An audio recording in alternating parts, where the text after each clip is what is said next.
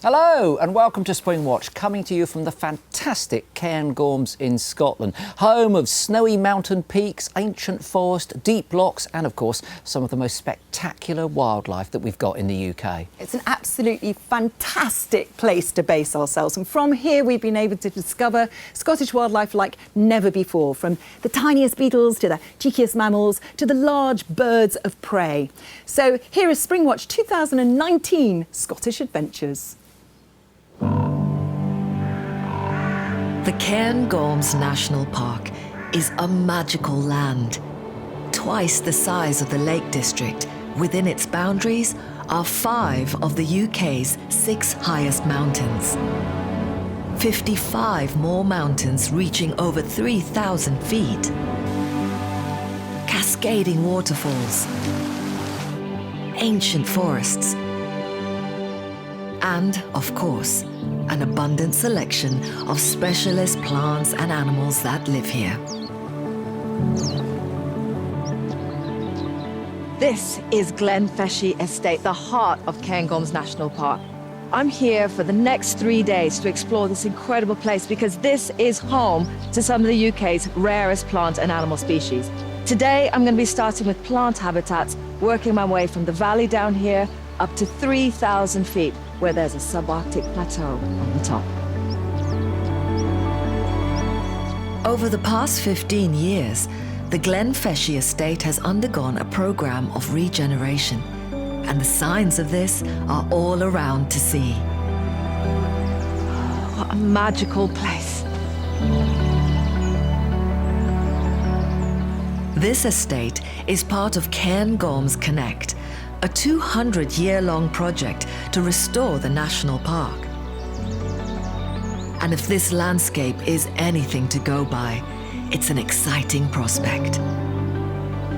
This stand of trees around me is one of the few remnants left of an ancient forest, the Caledonian forest that covered almost all of Scotland. Now, it's so easy to forget the plants in a system, but they are vitally important. They trap the energy from the sun, the nutrients from the ground. And in the case of the Scots pine, like these trees behind me, they're almost 300 to 400 years old. They can grow naturally, spreading their branches. And when they do, they create this incredibly complex habitat for a whole number of rare plants, insects, and mammals.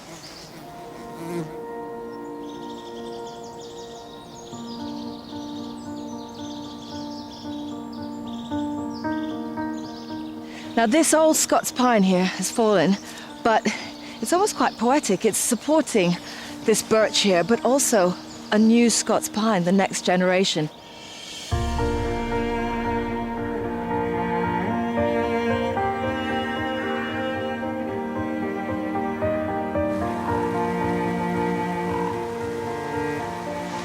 So I've only come up a few hundred meters and it already feels so different. The air is cooler and there's these little gorges cut through the rock. There's all sorts of life. There've been a pair of dippers going back and forth as I've been standing here. And just up there, there's a pair of ravens nesting right up there on the crag, and I would love to get a better view of them. So I'm going to head to higher ground.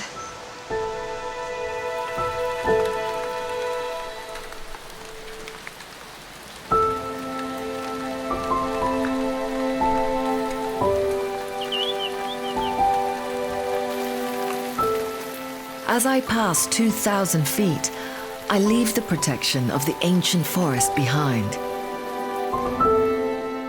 At this height, pine and birch trees reach their altitudinal limit, known as the tree line. Above, plants experience some of the harshest conditions on the planet. I'm meeting ecologist Adele Beck, who's been studying these rare plants for over 10 years. Wow, what an amazing spot. So what we want to be looking at is down there. Is it that green band there? If we could get down there, you'd find some of the most critically endangered species left in the Cairngorms, and indeed in Britain. So this is montane scrub. And these are beautiful little montane willow, and it's the missing element between the top of the pine woods, which you've just seen, which are now recovering really nicely, and the plateau. That's the last place they really want to be, are on these crags, perched, you know, where they can get desiccated in the summer. They should actually be clothing all of these slopes here, and they should be full of willow. We should be wading in our waists up to willow. There are really promising signs that the willow is starting to regenerate, start to colonise the areas below. And we're actually giving them a bit of a helping hand in places as well, where they're really fragmented and fragile populations. I admire you, because you make that sound so easy, but I mean, as we're speaking, I can feel the snow and the weather starting to change. This is extreme work. It is, yes. We'll probably be having to use rope access when we actually do it, so we can have both hands free without risking killing ourselves. Yeah. But what's the payoff?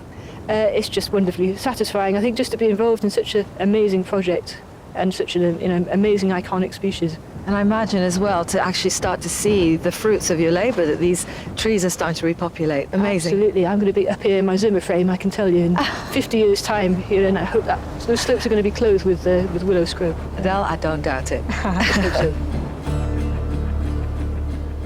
I am finally making my way to the summit, the ice kingdom of the subarctic plateau. Under all this snow, a surprising miniature world is hidden. And I look down at this little patch of exposed ground, and there's this whole community of tiny plants, lichens, mosses, all thriving up here. And this is what caught my eye, these pink buds. And this is trailing azalea. People, I think, often associate azaleas with the Far East, but this is a species that's native to the Scottish Highlands. When you get a really close look at the buds, they are so beautiful. They are just about to come into flower, and when they do, they're going to attract a whole host of insects. They're a really, really important resource, especially this early in the spring. Now, they are at the limit of their altitudinal range in this country, so any changes in the climate could really put this really fragile and natural habitat at risk. But it is just so encouraging to see this right now, especially up here in amongst all this snow and ice. What an incredible day exploring the floral wonders. From valley floor to icy summit. But now it's time to set up camp for my first night on the mountain. Got that going. Well, listen, the crew and I, well, we've got the camp set up. It's been one hell of a day. We've had all kinds of weather, sunshine, rain, hail. But you know what? When I was a kid, this was my idea of heaven, and it still is. But ask me in the morning.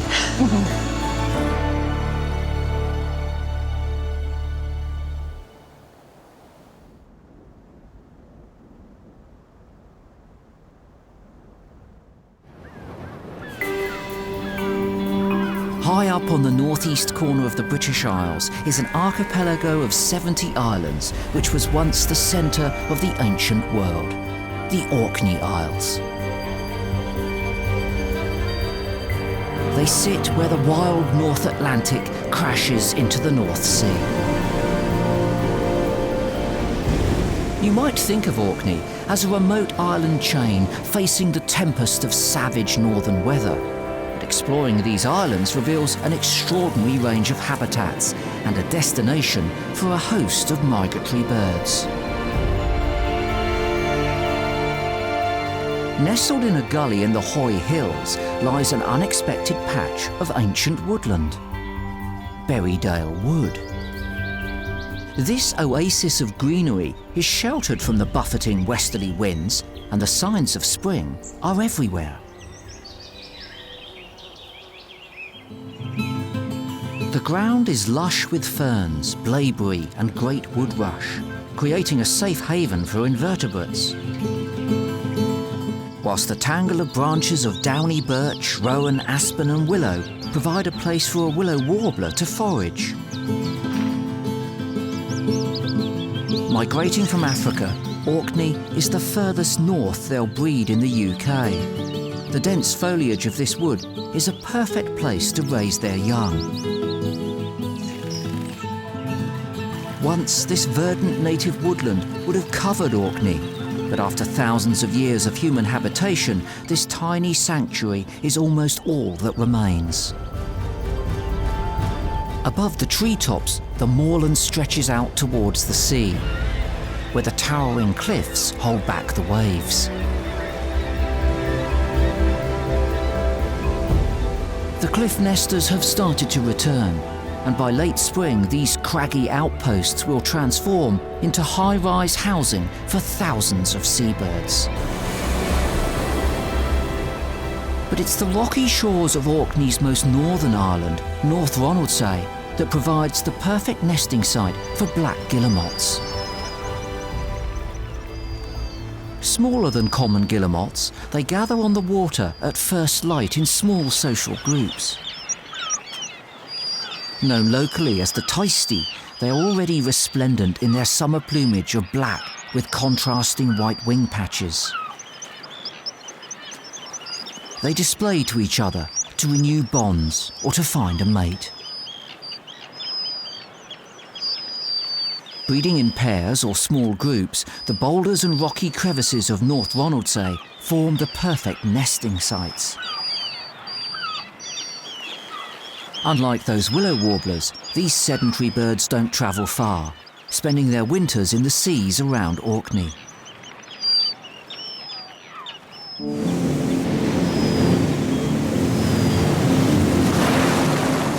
The winter storms throw piles of seaweed onto the shores, providing a feast of invertebrates for starlings and turnstones.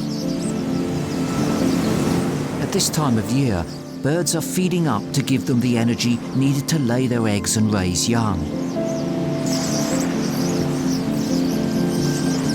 The pickings are so rich here that they risk the incoming waves to claim the spoils.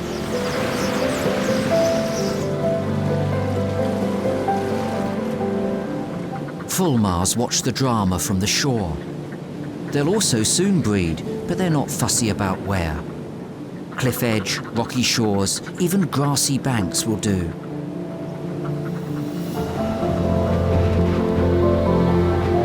Catching the updrafts wherever they can, these relatives of the albatross can be seen gliding all over Orkney.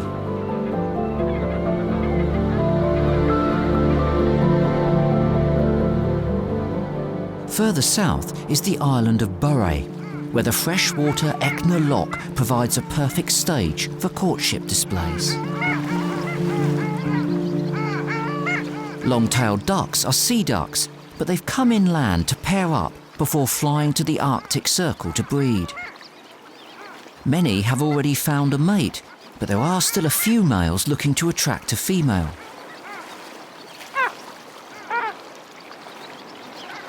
If one catches a male's eye, he'll give the distinctive long-tailed duck call, triggering a chain reaction of excitement amongst the flock.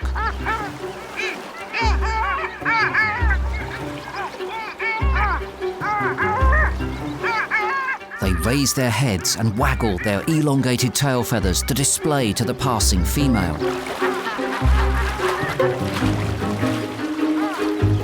But it appears that this one is already taken.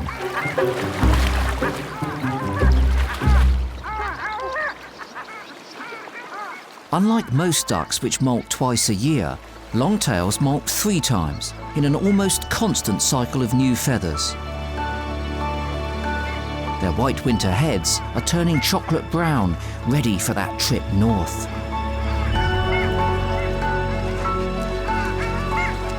As May arrives, it's time for the ducks to leave, as their 8-month stay on these islands comes to an end.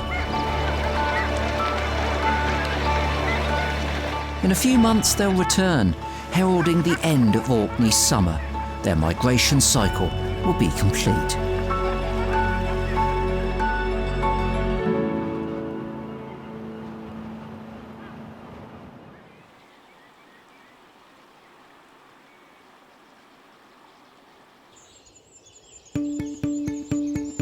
The ancient Caledonian forest supports all kinds of life.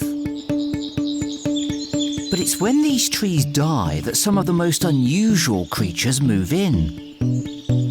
Animals with some very particular requirements. And that's the dead wood of Scots pine trees. They require freshly dead timber to breed, a log that fell off less than a year ago. It's here that a female of one of the most magnificent and well-equipped insects in Britain chooses to live, the timberman beetle. She's ready to breed. Timberman beetles lay their eggs beneath the bark, and the larvae feed on the decaying wood. But first, she needs a mate. And when she's this well camouflaged, how does a male find her? It's all about scent. She emits an enticing perfume, a chemical signal that says she's looking to mate. It wafts through the air, a beacon to any nearby males. Like this one. Whilst the female's antennae are impressive, this male's are 4.5 times his body length, an incredible 15 centimetres long. They're specially designed to track down the source of that female perfume. Her scent has caught his attention, and a clean antennae will find her faster. But that's quite a job when they're this long.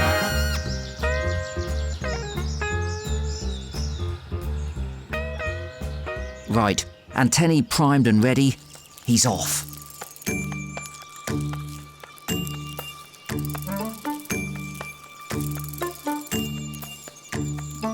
He's not the only male in the area. With scent still wafting through the air, he'll have to hurry to find her first.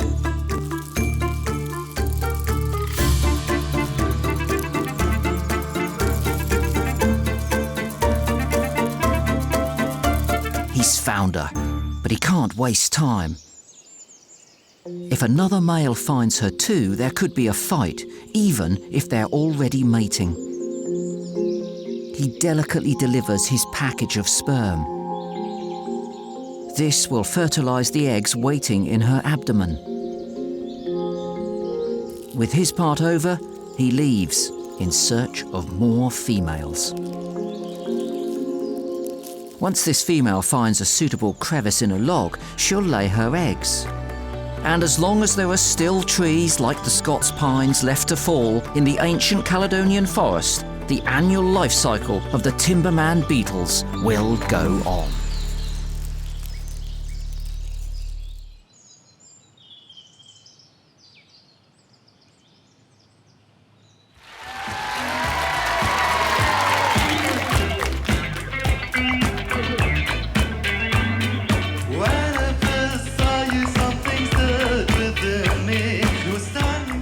As lead singer of post-punk band Orange Juice, Edwyn Collins was an integral part of the 80s music scene.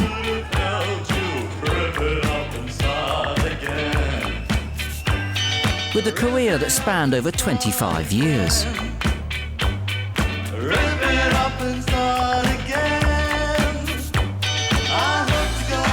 But his childhood was a far cry from the music business, with much of it spent in a beautiful, remote location on Scotland's east coast, Helmsdale. This was the place that captured his heart. The young Edwyn was an avid birdwatcher. Childhood holidays were spent with his grandfather, exploring the cliffs and hills of Helmsdale.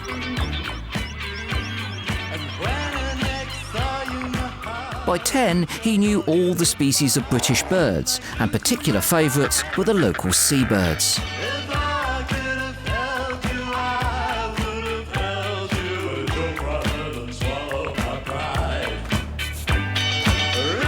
But his passion for wildlife was put on hold when his music career took off.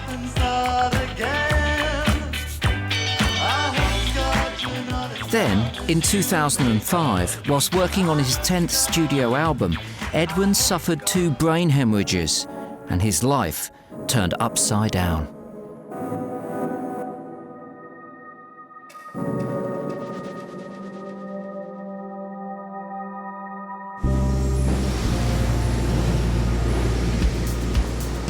But today, Edwyn is recovering, helped by a reconnection to the wildlife of Helmsdale, the place where he spent his childhood holidays. The move to Helmsdale was the idea of Edwin's wife, Grace. You see, I knew you were frightened, and I knew that if we could get to Helmsdale, we could fix everything. I know that sounds crazy, but that's what I thought. You've been coming since you were 8 years old. 8? Yeah. And that was how you built up your great big knowledge of nature up here, wasn't Yeah. it? And all you used to talk about was Helmsdale, Helmsdale, Helmsdale. No wonder it's a magic place. The first time after my stroke in Helmsdale, it was idyllic. And we were able to finally, at the end of a very, very difficult year, get some peace. I know that worked for you as well. Yeah. I'm home.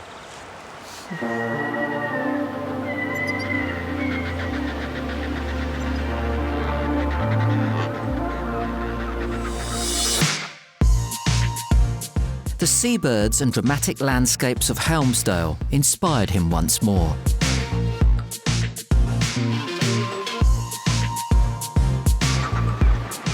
He learned to draw his favourite birds using his left hand.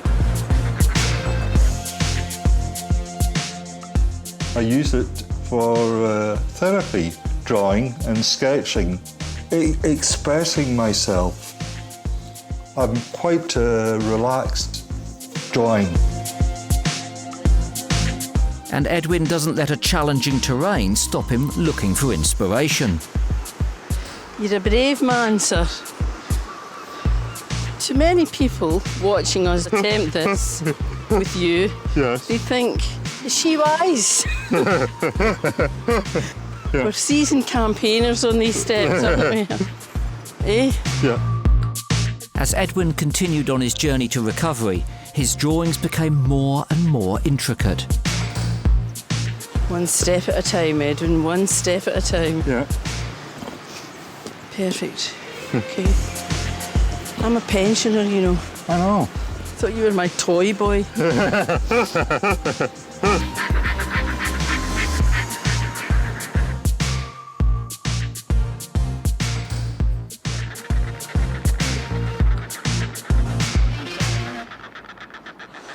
When you were started drawing again, it was bird after bird after bird. Why birds, Edwin? My grandfather and I and Petra, my sister, used to go as a child and 10 years old approximately to watch the fulmars flying. They are beautiful birds.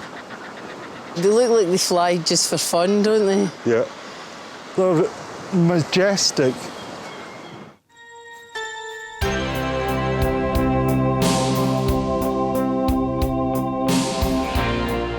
So anyway, the fulmar is completed.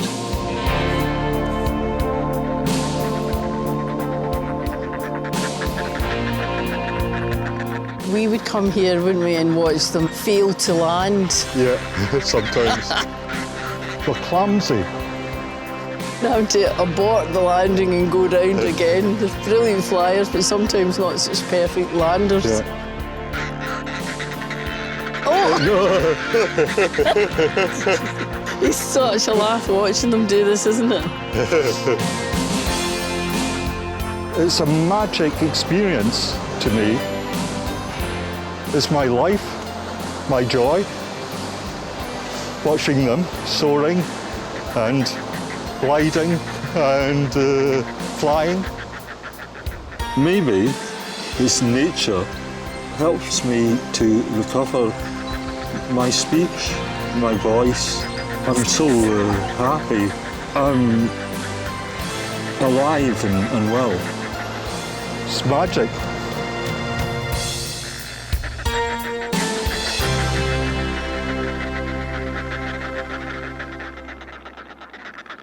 So if all that has whetted your appetite, then there's plenty more wildlife watching Monday to Thursday over on BBC Two till June the 13th. And there's still time to join in our Springwatch citizen science project Garden Watch. If you want to find out more details, go to the website bbc.co.uk/Springwatch and then follow the links to the survey.